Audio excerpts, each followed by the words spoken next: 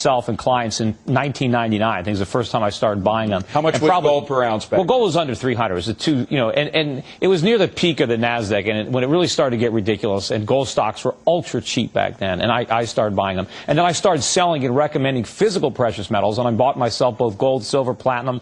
Probably in 2001, I think I started selling it, and now we sell a tremendous. I probably sell more physical bullion per month today than I used to do in brokerage business when I first started. In 2000, so we're selling a lot of gold.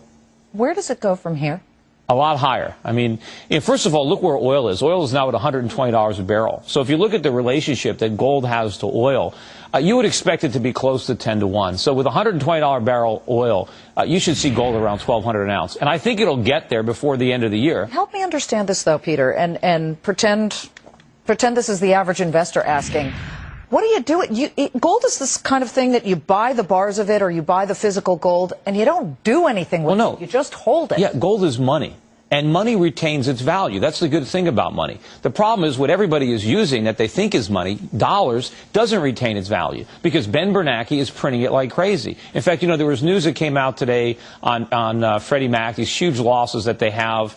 And, if Fannie Mae is going to go bankrupt and Freddie Mac unless the Federal Reserve creates a substantial amount of inflation to prop up the housing market. And so the only way that these companies won't go bankrupt is if they create so much inflation, gold's probably going to be at $5,000 an ounce. But if the dollar does make a comeback, if the world considers its current moves and its future moves to be serious about stopping inflation, to not lower the interest rates anymore, will gold continue to go up? The dollar's not going to make a comeback. I don't care how much they talk it up. It's going to continue to sink. That's not what I asked. If it does, if the dollar does hold its value. It's impossible for that to happen. You might as well ask me, if pigs sprout wings, can they fly? The dollar's not going to go up. Paul Volcker did stop inflation back in the 80s. Right. It's possible to do it. No. If Bernanke does it, will gold continue to go up? No, he can't. What did Volcker do? He put interest rates at 20%. Up to 20%. All right, is Ben Bernanke going to put interest rates at 20%? So far he hasn't. Yeah, so far he hasn't. And if he did,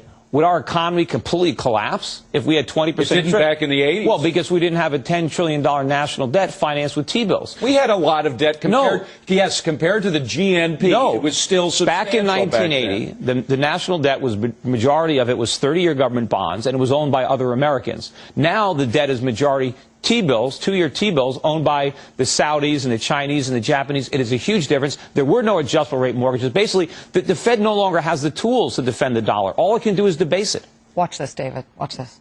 Peter, should we go back to the gold standard? Well, Cor, you know the answer to that question. Look at his head's imploding. No, well, we wouldn't have had Peter, a Nasdaq bubble. We wouldn't have had wipe your mouth. Yeah, we wouldn't have had a Nasdaq bubble. We wouldn't now be on the verge of an unprecedented collapse in the American standard of living because of years of monetary excess.